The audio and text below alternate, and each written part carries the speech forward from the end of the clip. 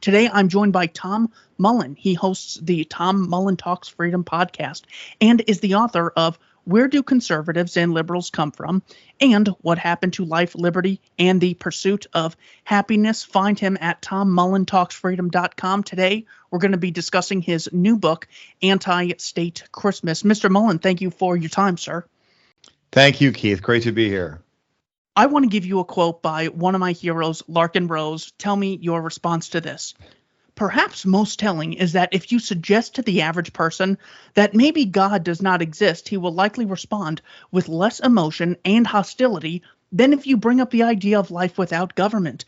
This indicates which religion people are more deeply emotionally attached to and which religion they actually believe in more firmly. What are your thoughts on that? Well, he's right on the money, and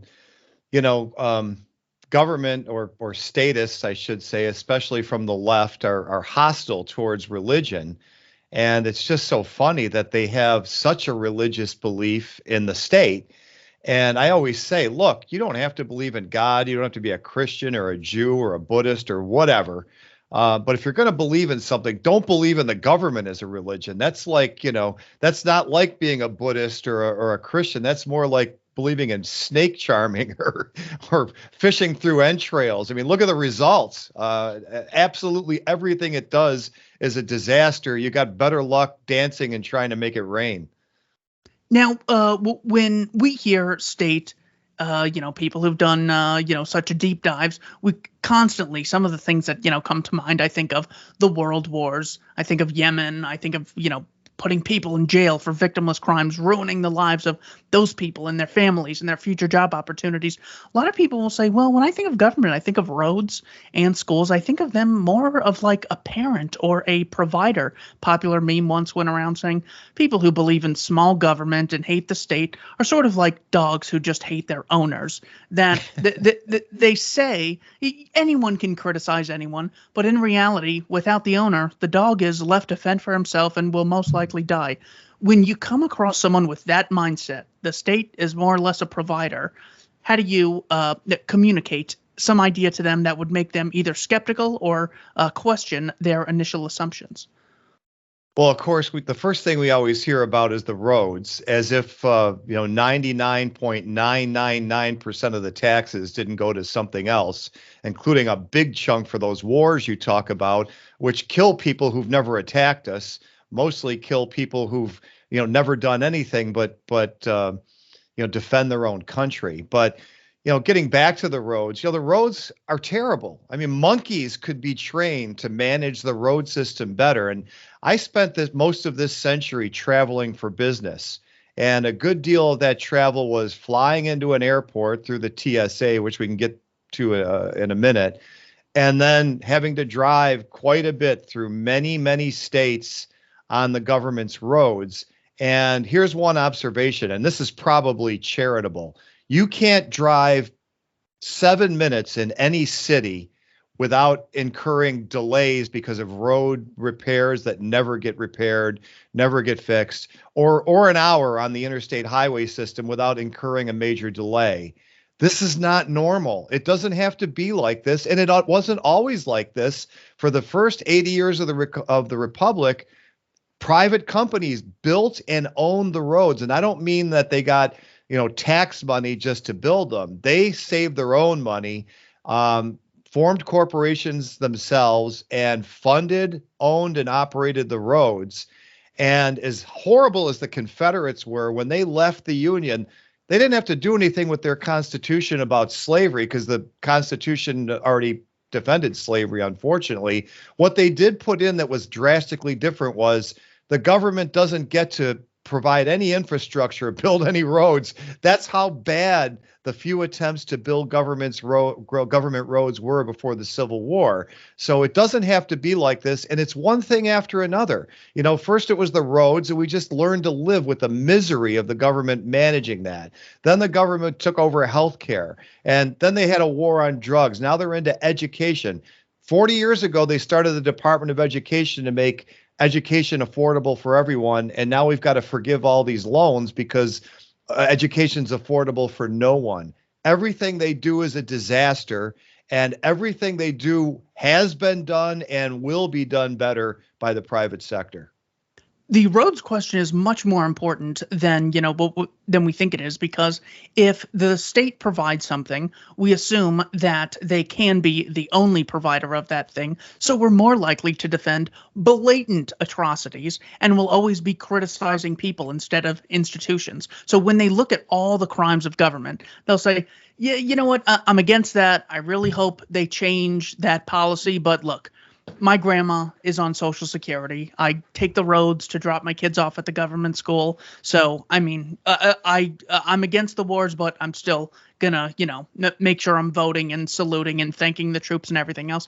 So, really, once you get people dependent in this Bismarckian way, the human mind's ability to justify any other atrocity will almost fall automatically. Like, people will never say, well, I really think the costs of going into Afghanistan and Iraq were better, and even though it led to later intervention in Syria, they'll just be like, look, without government, there'd probably be chaos. So they can't even take a blatantly obvious moral stance on something like, drone kills 10 civilians in Afghanistan in response to, what happened during the Afghan pullout. So did you see the Chinese spokesman the other day come out and say, we'll no longer tolerate American atrocities in the name of democracy?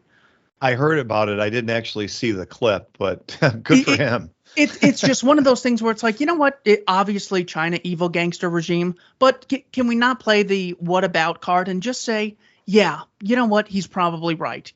Anyone who's not willing to just take a step back. Let's bring this to anti-state Christmas.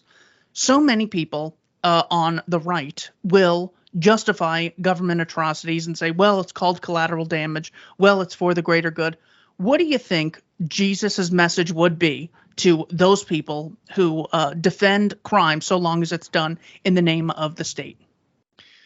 Well, I think that, a lot of woke liberal pastors might be telling their congregations, you need to be meek and suffer and turn the other cheek and be like Jesus, and you'll get your reward in the next life.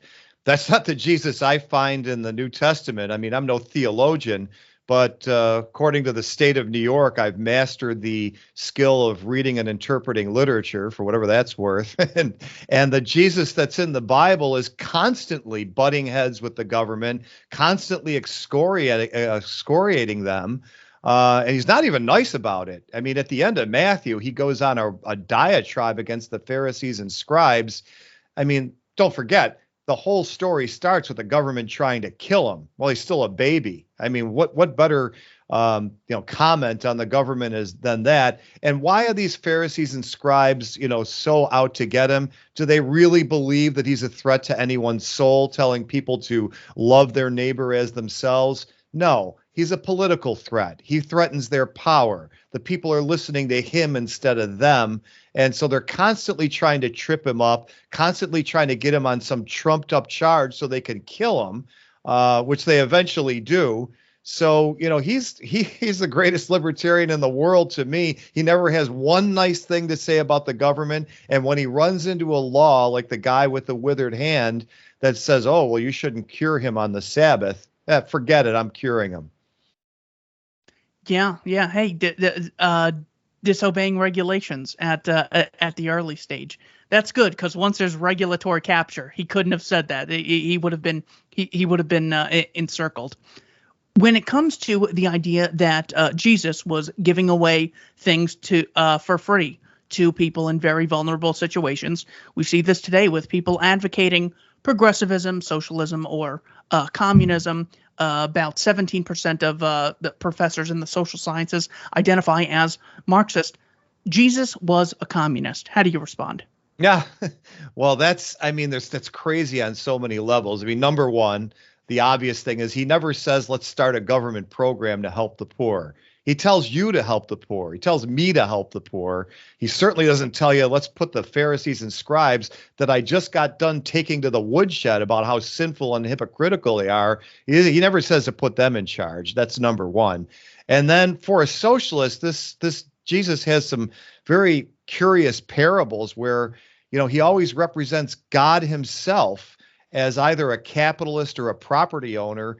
And the Bolsheviks, like the husbandmen in the parable of the vineyard owner, the Bolsheviks are the villains that are going to get kicked out, and suffer for eternity. So, he's always, put it this way, those are all spiritual lessons. I get it. He's not making an economic lesson in those parables, but it's kind of a funny literary device for a socialist to use to make the capitalist the hero.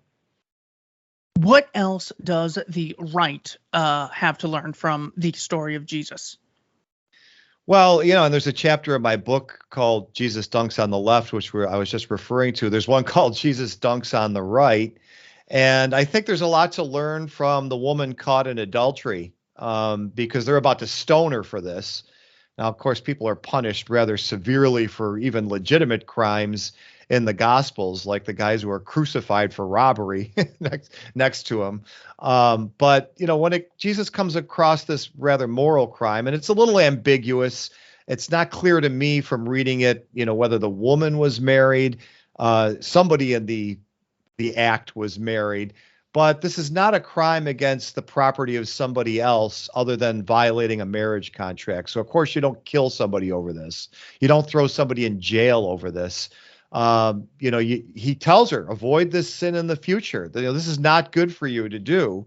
What a great parallel to the drug wars or to any kind of victimless laws against any victimless crimes, prostitution. Of course, we don't want everybody to go out there and be prostitutes, but this is not something you use force against, because no force was used in aggression. Big Facebook debate the other day in a group I was in.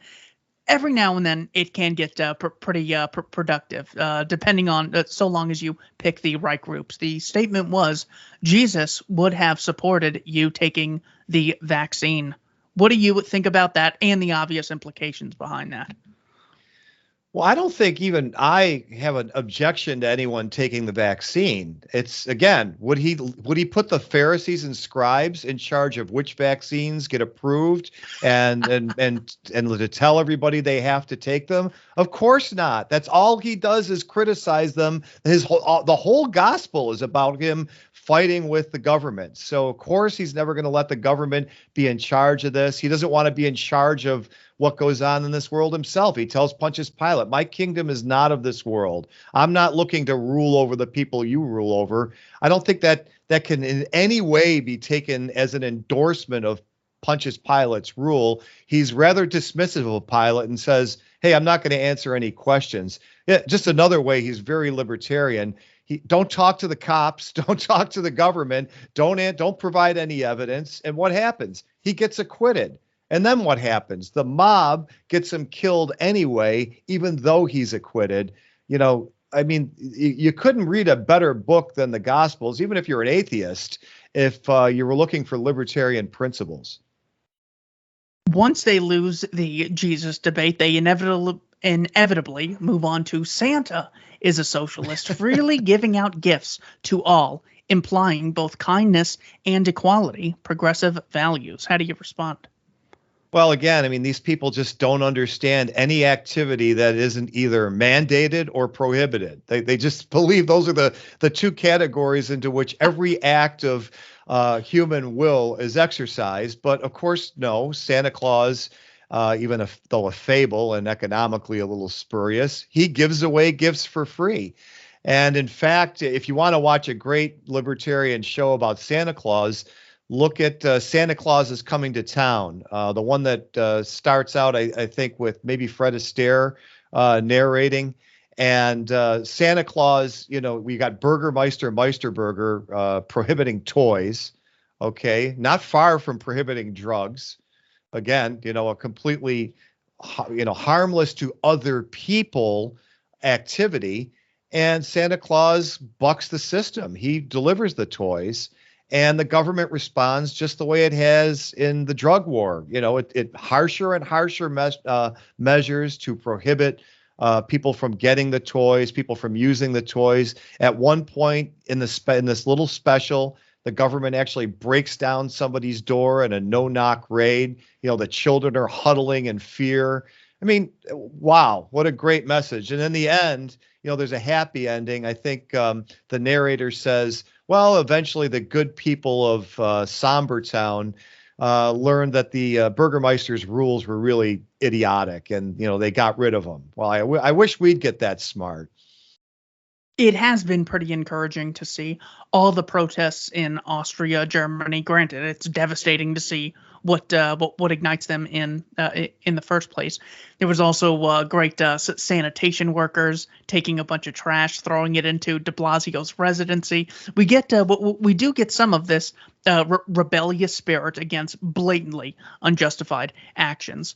What do you think people can learn if they are curious, or if their hearts are sort of tugging them against the lockdowns, but they're also being pulled in the direction of, God, if I just obey, my life's going to be so much easier? What can they learn from the message of the gospel, Jesus, or the Bible in general?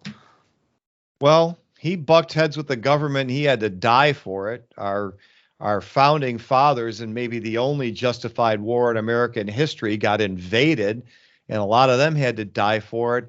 We don't have to die for freedom today. I mean, all it takes is a little disobedience. And believe me, these bullies have no spine. They're nothing like the British, who at least, came in and backed up their edicts with force. You say no, we may have to take some inconvenience. And that's really what it is. We may have to, not patronize businesses that are going to go along with this. Is that fair to the businesses? No. Hey, life's not fair. We got to start resisting. And you're going to find that there's very little ability for the government to enforce things like mask mandates and vaccine mandates. If you resist, they don't have the resources. Local town officials in a lot of places, including here in, the People's Republic of New York, we've got town supervisors saying, I'm not enforcing this, all over the place. County executives, we're not going to enforce this. So you've got to get behind that, and you may have to take a little bit of economic pain and maybe a little inconvenience, but you're not going to have to take a bullet for it. We've got to stand up. It's time to say no. What is the thesis of your book? Where do conservatives and liberals come from? Well, the book really takes a look at the two philosophies. We always hear, the problem that for Republicans, we just didn't elect a real Republican. They're all rhinos. They're not real conservatives. So apparently the only real conservative in American history was Calvin Coolidge. And other than that, we've just, everyone else has been a rhino. And there's a similar on the left, a real progressive, a real liberal. Barack Obama, he was too capitalist. Joe Biden's too moderate. And what I argue in the book is, no, when you look at the philosophers that these people parrot every day. When you listen to the left, you're hearing Jean-Jacques Rousseau, I mean, word for word every day. Not as much Karl Marx. It's really more Rousseau. When you hear the right, you're hearing Thomas Hobbes. And they don't like to hear that. They say, oh, no, I'm more with Edmund Burke. Well, I have bad news for you. Edmund Burke agreed with Thomas Hobbes on just about everything. He did have a very, significant difference in how the government should be set up. Shouldn't be one central authority with all the power. But other than that, I mean, the purpose of the government to thwart our liberty because we're so depraved that allowing us to be free would, result in chaos and savagery. Burke was lockstep with Hobbes on that, right in the Revolution, Reflections on the Revolutions in France. And it's not so important that these Enlightenment people wrote these things. What's important is you can see this thinking every day. Why will the conservative back the police, no matter how ridiculous the situation might be? They really believe that if we don't, we're going to be in chaos, that there's absolutely nothing called spontaneous order. And also in trade, tariffs are a very core conservative thing because, like Hobbes, they see everything as a war. And trade, there's a winner and a loser. What did Donald Trump win on? We're not winning anymore. Okay, nobody wins in a voluntary exchange. Okay, there's mutual benefit.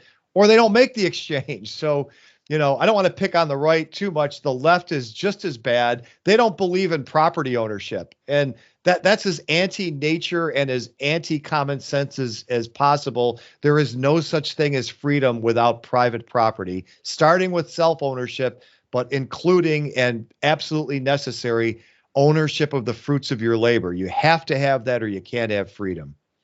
Well, it's like this Hassan Piker worldview of private property is terrible. It gives too much power and influence to too few people.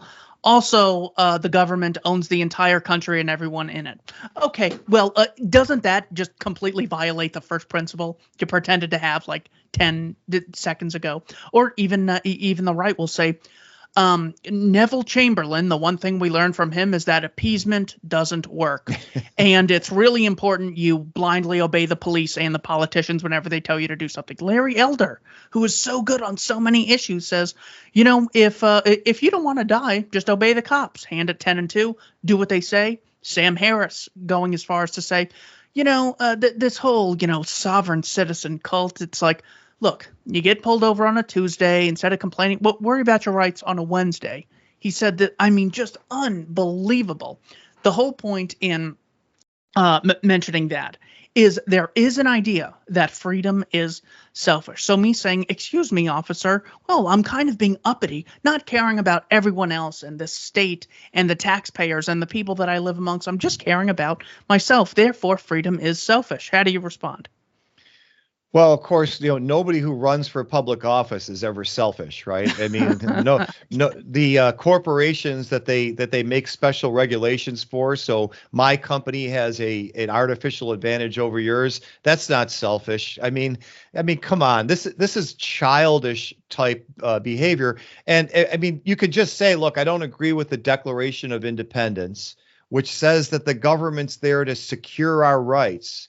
The rights that already exist before we even form the government. Now, you could disagree with that, but why is it I that have to move to Somalia? Why don't you move to Somalia or move to Sweden or move to France or wherever you think they're doing it right? I mean, our country was founded on this idea, and these conservative and liberal philosophies are pretty foreign to that idea. As far as property goes, all property is ultimately private. If you're eating food, that is private property. Even in Soviet Russia, people ate food or they would have died. And so at some point you have to take possession of physical goods. You have to exclude, the disposition by anybody else. Okay. And have to act completely selfishly over those goods. So the only question really is, how do they come into your possession? And if you say, well, the government decides, well, why is that better than a voluntary transaction where I get from you something that you have in exchange for something you want that I have? No rational person could think that, people with guns just, seizing things and deciding how to hand them out is going to be better. So it's a completely vapid argument. And all you have to do is really talk it through to yourself and you'll come to the conclusion that, there's nothing to this. Yeah, because you can't even defend the it's okay to steal argument, because the second the government has taken the trillions of dollars, well, it's wrong for them to exclude anyone from taking that money. So we should take it from them, and then it should be taken from us. And the only right thing to do is for everyone to be constantly stealing from one another. They'll say it's terrible to have tons of money, so the state should take trillions and then exclude everyone. And then according to whatever laws, regulations, or new plans it has, well, then it can spend the money on those things. But then we could just steal. We can just go occupy the DMV. We can go into OSHA and we can just take all their computers. Because are you saying we should be forcibly excluded from property? I mean, they have such high standards for the average person. But QAnon is irrational. Russiagate, almost starting a war with a nuclear power. Whatever. No one's perfect. They were wrong. Every network was wrong for 3 years, and they don't care. The double standard they have is just incredible. If you look at the Encyclopedia of Wars, They cite about 1,763 wars between 8,000 BC and 2000 AD. About 6.9 or about 7% of the wars were religious wars. About 93% involved governments. How has the scam that religion is the cause of war been foisted on the public when it so obviously could be religion, but is most often government? Well, I certainly, most religions advocate for peace. Now, of course, governments can use religion and twist their teachings and even, line up with the administration of religions, as, some of the early Roman emperors did. I should say late Roman emperors in the late empire after Constantine. They kind of use religion, by this conquer. That's certainly pretty foreign to Jesus's message, who didn't even want Peter to defend his person with the sword.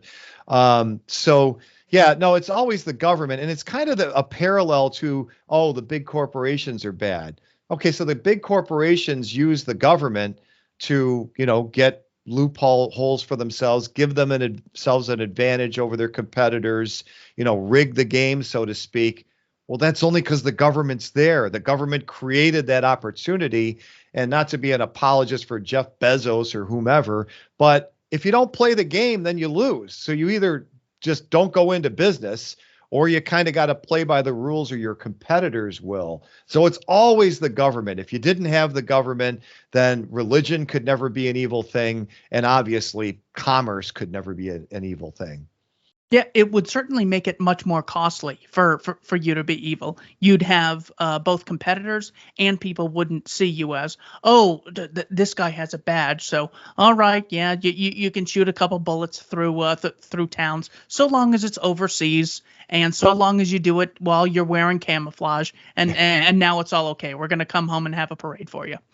Tom Woods has a great quote. He says, "Libertarianism is cultish, say the sophisticates. Of course, there's nothing cultish at all about allegiance to the state with its flags, its songs, its mass murders, its little children saluting and paying homage to pictures of their dear leaders on the wall, etc." Do you see that we are in a cold or almost hot war against a cult mindset called statism? Oh my God. Yeah, of course we are. I mean, and the belief, that's what I was saying earlier, is it's just so hard to see how anyone could believe in this. I mean, forget the roads. Let's just talk the war on poverty. For everybody who's liberal, who thinks we need the government to help the poor, how have they done? It's been 50 years. And now you think we have to ditch the whole system and start over because the results are so bad. Well, it's not like you haven't given the government a chance. It's really been, over 100 years. And for the right, okay, we need the government to bring manufacturing back to America. Well, okay, we threw a whole bunch of tariffs up in 2018, and what happened? The ISM manufacturing index went in the toilet. It was in a recession. Nobody pays any attention to that, so it's a disaster. It never works. My God, I mean, I was so fired up that socialism was making a comeback. I was like, didn't we prove this wrong in the 20th century, 50 years ago? Well, I'll tell you what, mercantilism, that's why economics was invented. Adam Smith wrote his treatise to write against tariffs and mercantilism. That was his main motivation. So, I mean, these idiotic ideas just keep coming back. And here's the catch. They appeal to your emotions. They show you some bad outcome, and they say, here's what's going to fix it. Don't look behind the curtain at the 44 other times we tried this and it was a disaster every time. No, it's going to work this time. We just didn't do it right last time. We didn't elect the right bureaucrats to manage it. So, we've got to, we are fighting a cult, and we're fighting a goofy cult. I mean, not even like, something that has some plausibility. We're fighting the kind of cult where, like I said, people are fishing through entrails and, looking for the answers there. It's that bad. I know. It's like I never see a Jen Psaki press conference and go, "Oh God, I got to get a phone call with the other guys from the institute. We got to go over this and see if we could poke any holes in this." It's like you could just do a live stream as she's doing it at any point in your day and refute all the nonsense she says. She went as far as to say the $3.5 trillion Build Back Better, which was their first version, not the one that just passed, it's going to cost $0. And then she did this to the camera. She put this circle in the air to indicate it. And then Pelosi did the same thing like this, as if it was perfectly coordinated. And then Joe Biden's Twitter account on the same day tweets out the same thing. So they think like literally 2 + 2 = 5 is the propaganda joke. They are literally saying 3.5 trillion = 0. And they go, well, we have ways to pay for it. Do you not know what a cost is? It's like it didn't cost me anything. I just paid for it with my savings account. Well, that's a cost. That's a cost. So I love the point about where it's not just a cult. It's a very weak one. And that should give us an indicator as to how much these people are willing to enforce. So let's just take lockdown edicts, for example. Are there really officers and people in the military saying, I'm going to risk my life and die for Joe Biden? That speech was so terrific. Or, Nancy Pelosi really made some convincing arguments. If I have to kill 50,000 people, it's like, I'm doing it for the paycheck. If 5 people resist, if my wife starts, nagging me about, doing a terrible job, if my in-laws look down on me, I'll probably find something else. Isn't that a little encouraging that they're so pathetic? They have people like Biden and Bush and Obama and Bernie as their head spokesman. Well, yeah, I mean, if we could go in a time machine and just take the transcript from a press conference with Jen Psaki today, we could go back to Saturday Night Live and get paid for handing in a satire script. I mean, it's really that crazy, and you're starting to see the wheels come off a little because, when you see a guy like Bill Maher, yeah, he's still mostly, in the cult.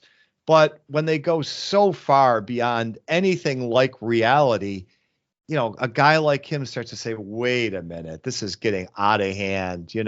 No, America is not more racist than it was in the 1960s when the Ku Klux Klan used to have rallies on the National Mall and get interviewed by news stations like they were some kind of legitimate, political organization. No, that just can't be true. I'm hoping that they'll just keep getting more ridiculous because you are starting to see people say, I'm just not going along anymore, even elected officials. And we shouldn't put too much faith in them. But there are some, especially at the local level. The more local you get, the more real even an elected official is. It's a real quick anecdote. I used to work in the healthcare industry all during the 1990s. I worked for couple of those evil HMOs. And it was the first kind of brush I had with the regulatory system. And before I ever even heard the word libertarian, I formed this hypothesis that, the governments are always incompetent, but as you go up the ladder, like the state government is more incompetent than the county government. And the federal government, once I ran into those people, I was like, you got to be kidding me. They're just off the charts. Now, this is like 1995 I'm talking about when I was in management at an HMO, and they were, we give our life's blood to have those bureaucrats back in place of the ones we have now. So they just keep getting worse. But you can do some stuff at the local level. And I'd encourage people, even anarchists like me, run for town supervisor if you think you could win. You got a lot of power there to say no. Yeah, definitely. Showing up in person to those places, that's definitely where a lot of sort of intellectual energy is. So you can look at the number of people who are, as social justice advocacy, as The Gap or Ben and Jerry's or a lot of these corporations try to be on their social media is very few. The point is that these people are the ones sort of creating the narrative. They're the ones really standing up for something and making it easier for corporations to sort of take their side and create the idea in the populace that this is something legitimate. This is where our power should be. should be focused. So by talking to the people at least willing to show up to say something like, town council or something like that, at least you're getting into the minds of the people who are sort of caring. Like if you're going to change some minds, you'd want to allocate your time there, probably rather than the average person who is not too interested. I could be wrong about that. I'm totally open to being wrong. This comes from me attending a lot of the school board meetings a few years ago. I want to say it was like 2015 in Arizona. Some of the best conversations I'd have were at these school board meetings with people, believe it or not, on both sides. When there's not a camera and there's not a lot of pressure in someone's face, they're actually willing to open up their minds, and they'll say, you know what, this libertarian guy, Ron Paul, I thought it was so stupid, but it seems like he was right about just foreign policy and the war on drugs and just the welfare state. Everything else, though, they're wrong about. But actually, the more I talk, these people seem to have some good arguments. Just asking them, well, if we have the right to opt out of Catholic church education, shouldn't we just have the same principle for government? Not anti-teacher. I don't hate you guys. I'm just saying, shouldn't we just have the same principle for both systems? Everyone on the five-chair panel was looking at each other, and they said that's something that we're going to address later. And of course, they never did. The point is at least it planted that seed. So I just went on that little tirade because I know people are going to say, town council, legitimize the state. Are you crazy? Unsubscribe. All right, Tom, you have two other books. Just give me your quick thesis on whatever happened to life, liberty, and the pursuit of happiness. Well, yeah, again, that is the one that tries to explain that, look at the conservative, the real conservative philosophy, the true blue, Edmund Burke philosophy is not consistent with the Declaration of Independence. Edmund Burke did not believe that we have natural rights that we keep and carry into society, and that's the government's job to secure those rights. He says so right in the Recollections on the Revolution in France. Okay. And the liberal philosophy based on Jean-Jacques Rousseau. And, once you read Rousseau, you can never unread it because you will hear word for word quotes from him every day by Elizabeth Warren, Barack Obama, Alexandria Ocasio-Cortez. That's, I'm not saying that they're carrying around his book in their back pocket, but they think identically to him. And what did he say? That in order to have a society, you need to have the complete alienation of the individual and all of his natural rights and submission to the general will. So you can't have inalienable rights and alienate them all at the same time. It's completely antithetical to the Declaration of Independence as well, which was really based on, channeling John Locke. And he's the founder of libertarianism to me. And I know, same thing. Everyone's going to unsubscribe. He wanted a government. He wanted a monarchy. Yeah. I mean, when you're breaking new ground, you don't, realize all of the implications of the principles you set down. But if you believe in self-ownership, you believe in the non-aggression principle, this is all Locke. This is the guy that crystallized it more than anyone else before or after, or at least until Murray Rothbard. So, the book there is to try to convince people that if you believe in freedom, you really got to ditch these philosophies and adopt ours. Is there any sense in which that could almost strip someone of their identity and give them a disincentive? So couldn't we also say that Burke's idea of the general will and the desire for a collective will to be achieved, couldn't we take that principle and say, sure, and the general will can be achieved through any of the millions of voluntary mutual aid associations that could exist, so long as people have the right to opt out? We could say that government is the first organization we could cross off the list of promoting the general will, because generally they would get our funding and participation voluntarily. So we can cross them off the list. Other than that, yeah, I love the general will, mutual aid, churches, book clubs, all these other ways we could voluntarily cooperate. Do you think it could be beneficial to accept their premises and come to different conclusions? Or should we say, hey, we got to cut this tree off at the root? Well, it's I think you're speaking with Rousseau as the general will guy. Burke has his own issues, but But I think you really have to confront this whole idea of a general will. There's no such thing. I mean, there's no such thing as a common good. That's the whole idea behind the right to pursue your happiness. Why do we need a separate right from liberty, the pursuit of happiness? The whole idea about that is everybody's happiness is different. And it's not necessarily just material wealth. I mean, I'm not all that interested in that. I do like enough material wealth to pursue the things I want to do and not always be working to serve others. But we have to, confront the reality that there never has been and there never will be a general will. No American leader was ever elected by a majority of the population, including in the last election. If Joe Biden did indeed get 80 million votes, that's about a fourth of the population. Okay. So, and believe me, everybody who voted with Joe Biden does not agree with everything that comes out of Joe Biden's mouth. So when he has a particular policy, no, not even 80 million people voted for that. So it's just a concept that people have to get past. We got to confront that. And, again, recognize you can't have freedom if your will has to be the same as everyone else's. That's the opposite of freedom. But if there's no such thing as freedom, if you've got to, follow somebody else's will. What if freedom isn't what motivates people? What if it's safety? How do you talk to someone who says, I just want to be safe and secure. I don't really care about freedom.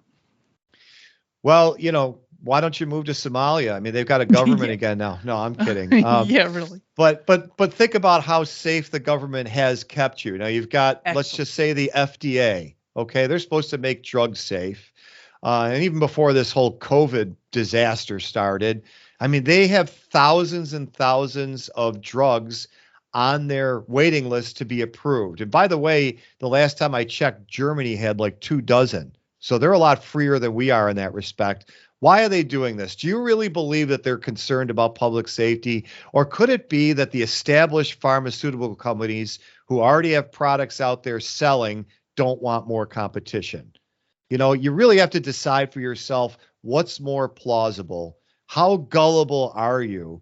Now, every drug that's been kept off the market by the FDA has resulted in somebody dying who could have been saved, or at least somebody, who got seriously ill that could have been not seriously ill. That whole EpiPen disaster, okay, that was all because there were many other competitors that the FDA wouldn't approve. And when you look at the reasons that they answered that question with for why those other solutions weren't approved, no reasonable person could believe, oh, this had to be kept off the market because the delivery system was different.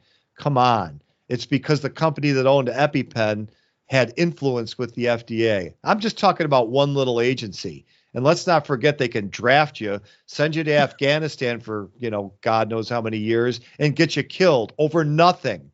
And that goes for sending us to Serbia, or I think we only bombed Serbia, I'm sorry, or Iraq, or Vietnam, or Korea. My dad was a Korean War veteran.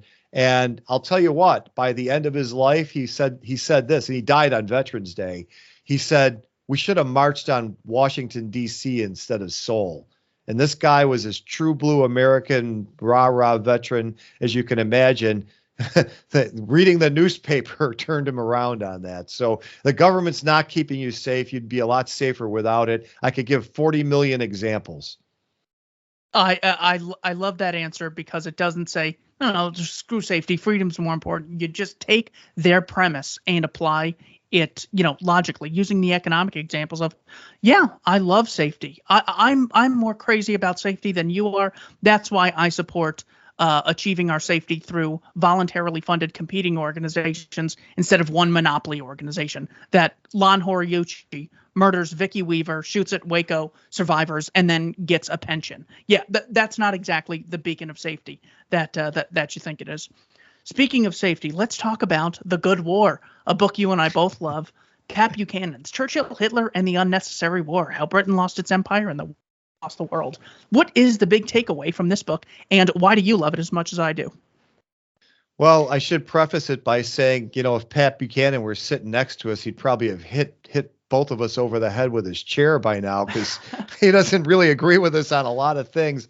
But boy, is he ever great on on foreign policy. And, whenever we say, we shouldn't invade some poor third world backwater with some tin pot dictator who's the latest Hitler, they're all Hitler. It's for neoconservatives, it's always 1938. We're always, like you said before, oh, we can't appease him.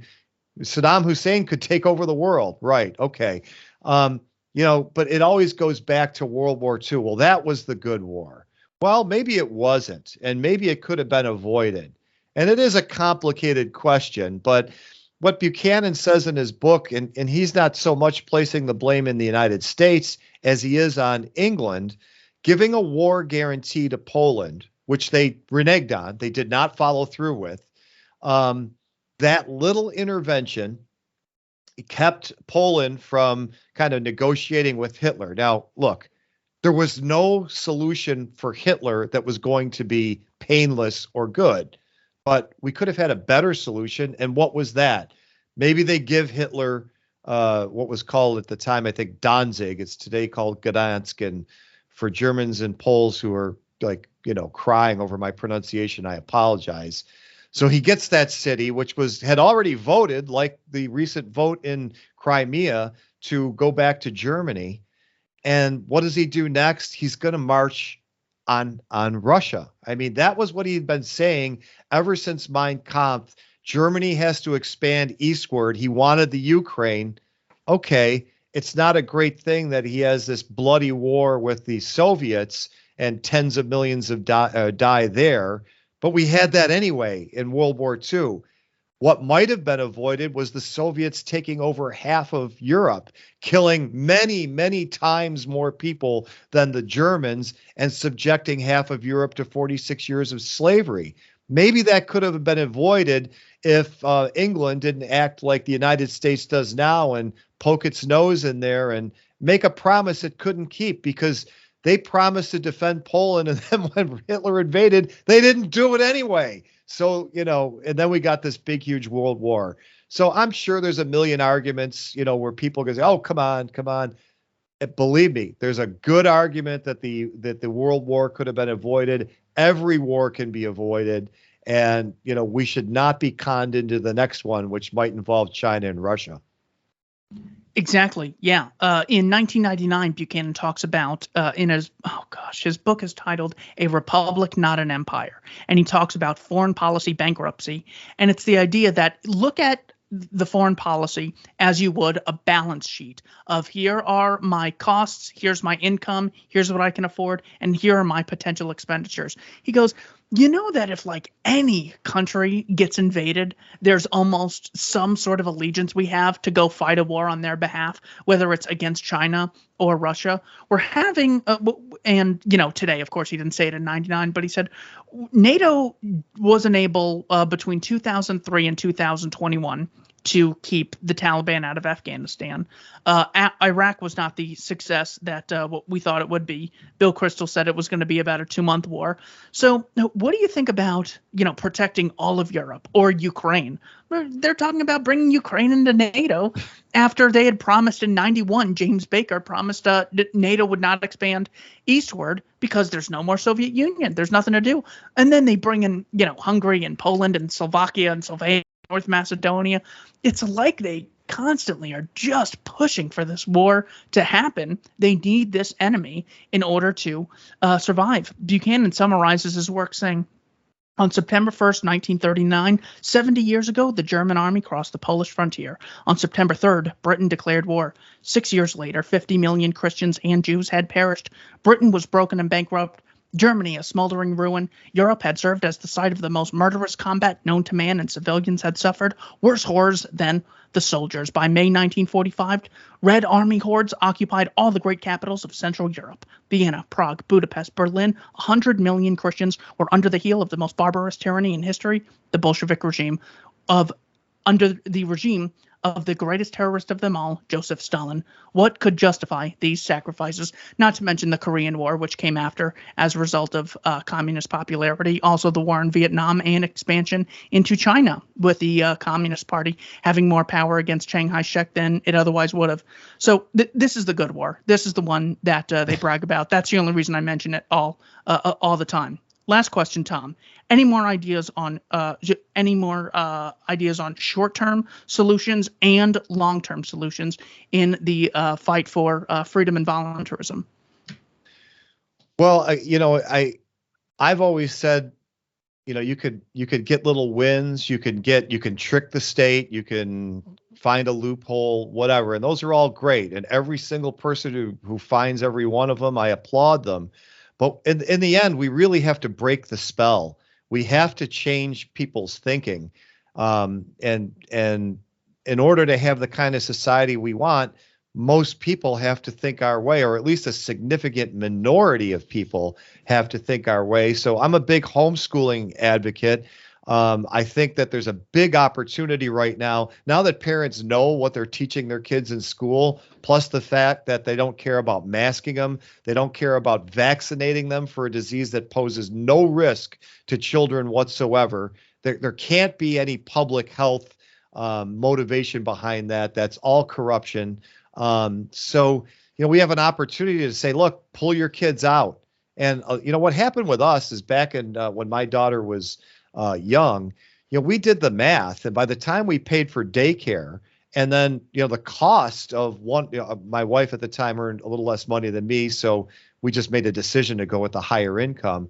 When we subtracted the cost of that job, the parking, the travel, everything, the difference started to shrink quite a bit. And we were able to pull it off, even when we weren't, by any means fabulously wealthy. Really take a hard look at homeschooling, because the school system, the people who work in it don't even realize they're reinforcing this statist religion anymore, because they were brought up in it. So that's one thing. And the other thing is just, what Jefferson called manly firmness. And if you want to call it womanly firmness or they-knee firmness or whatever you want to call it, you just have to say no. You don't have to be violent. You don't have to be belligerent. You don't even have to be rude. You could just say, no, I'm not wearing a mask anymore. I'm just not doing it. If you're going to make me leave your property, then that's fine. I'll take my money and go, but I'm not doing it. And you will not believe how many people around you agree with you. And there's a story in my book, and this is a little off the present topic of COVID, but back during the war on terror, and I'm talking, it was on full steam. They were issuing the orange alerts for all those who remember those. Orange alert for terrorism today. Everybody be on your guard. I mean, just complete mania. And it was like you would go to an airport gate, especially in a red state, and a guy in a military uniform would get off the plane, and they would give him a standing ovation at the gate, right? Who knows if this guy's a clerk or whatever, right? If he's wearing a government costume, he's a hero. Well, I'm waiting to get on the plane at the end of a long trip.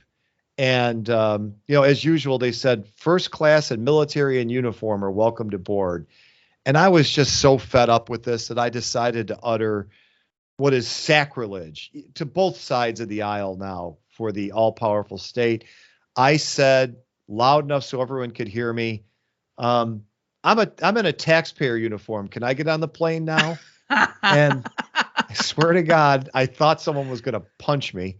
And all of a sudden I start to hear nervous laughter all around me. And it just told me something. It's like, I just said something that all those people laughing are afraid to say. They wish they could say it, right? And this is no joke. This is no happy ending to the story. A military guy in uniform came up and thanked me. He goes, I hate all this stuff. I hate this thank the troops stuff. I don't come to your job and thank you for going to work. Well, I don't get, so believe me, there's a lot of support out there for irreverent, irreligious worship of the state. Have the courage to speak up politely, however you want to do it, impolitely, and you're going to find you got a lot of allies out there. Thank you to everyone for watching Keith Knight Don't Tread on Anyone in the Libertarian Institute. Tom Mullen Talks Freedom. Tom, thank you for your time, sir. Thanks so much for having me on. I appreciate it.